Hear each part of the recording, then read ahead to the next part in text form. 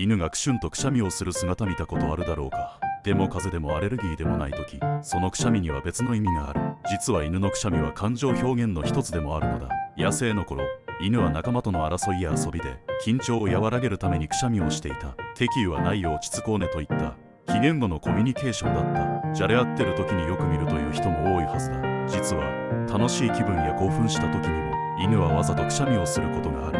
こうした感情表現もっと知りたい人はチャンネル登録もお忘れなく。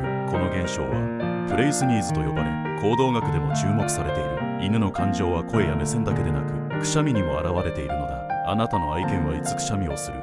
コメントで教えてほしい。高評価とチャンネル登録もよろしく。